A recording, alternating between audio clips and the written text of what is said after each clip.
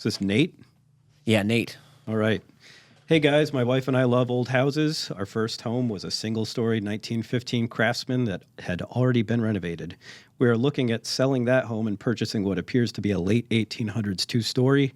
I'm confident, maybe overly confident, in my renovation abilities, but would like your advice. What should I look for when purchasing an old house? The trim profiles are really shallow, so I'm assuming that the plaster was covered with drywall at some point. The floors aren't level, and in one location, the floor drops about 1.5 to 2 inches over about 3 feet. That is a lot. Yeah. It's called a bathtub. There is some rot below a toilet that I can see in the crawl space, but it's not so much that it's visible, or not so much the visible things that scare me. Any advice that you have on purchasing an old house would be greatly appreciated. And then he sent some pictures. Yeah, let's have a look. Yeah. Yeah, you can't really see water damage under that toilet from above. I mean, the pictures he sent, That looks pretty raunchy. In the basement, you're going to find some punky stuff sometimes. But yeah, overall, the pictures of this house look pretty nice. I mean, but of course, we're only seeing a little tiny bit of the house. We're not seeing. There's the whole nothing thing. going on good there, I'll tell you. Yeah. So that is where an eave butts up against the main part of the house. Looks like an L or some kind of addition, and there's no kick-out flashing. That's probably a detail we should put on the webpage for the show. And the idea is to get the water that's coming down the roof to away from the main building. Mm-hmm.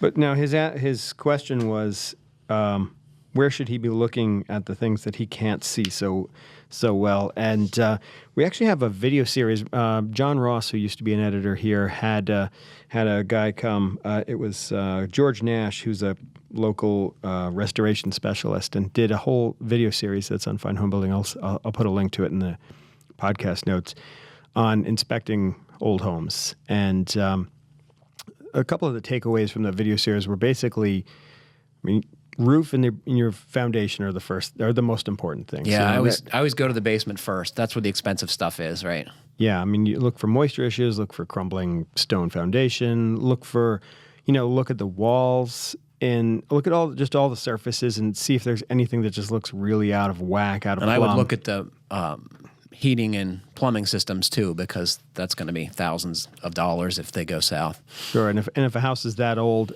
I'm sure it has just bits and pieces of every era of electrical wiring. Yeah, it's also an issue. So, try to find out if all the knob and tube's been removed and replaced. But also, I was poking around online and found there's a Historic Building Inspectors Association, and they have listings for people in not every state in the country, but people who specialize in inspecting old homes. And then there's another, if you can't find somebody there's another website I found called preservationdirectory.com, and they will give you, they have lists of links of contact information, not just for specialists, but for your local or regional preservation societies.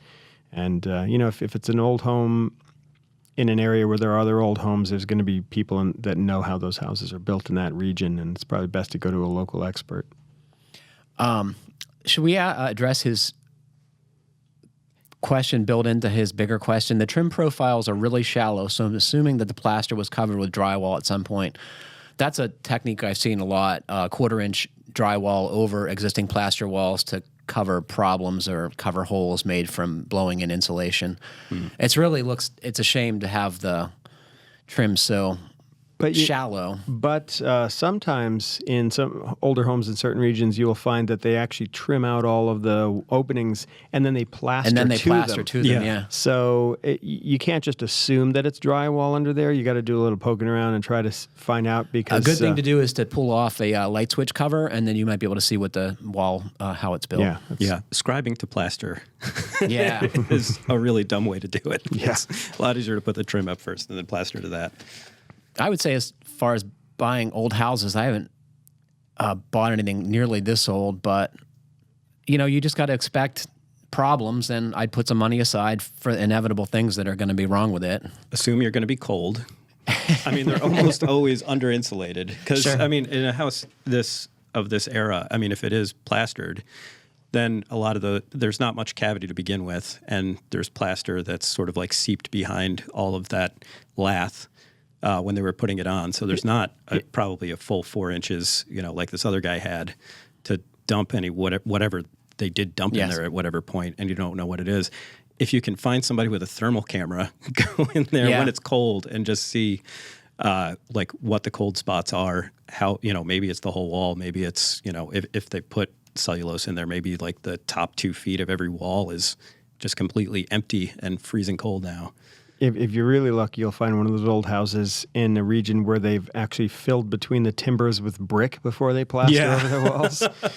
I guess that was to be technique. A thermal mass or something. Do we know exactly what? I don't know. Thermal there? Mass probably was the idea there, but I've seen it too, and I don't know what it was. I don't know what that's about either. Well, I saw a picture where I think like a sill had sort of rotted out, and all of the bricks just fell out of this wall. They were on the ground. I was called to a project in Vermont when I was living there. A local builder, he knew what I did for a living, so he called me to show me that this entire part of the structure had been built with stacked slab wood, just layer after layer, like stacked from the plate to the rafters, solid walls, solid wood. The original Legos, pretty much. I was never seen anything like this. I can only assume that there was a sawmill or something around, and they were just using up the wood they had. Yeah. Sure. And on that note, a good friend of mine works in historic preservation down in the Delaware River area in New Jersey, and he was helping work on a project once. It was a commercial, maybe 2-story building in a cute little downtown right on the river. And this building had been built by laying down the sill beams all the way around and then taking, I think they were something like 2-inch thick planks and just nailing them up as the outside wall. They were just nailed to the side of these beams, and they made so the sheathing was the structure too. Yeah. Wow. Yeah, and to complicate things even more, there was an old stream running underneath the foundation of the building, which had caused some of it to move. And that sounds like a train wreck. Yeah. So Larry Hahn, in the pages of Fine Homebuilding, actually built a shed with that construction method using boards as structure and sheathing. So we should put a link to that up if anyone's curious what that's about. It seems to be a regional practice.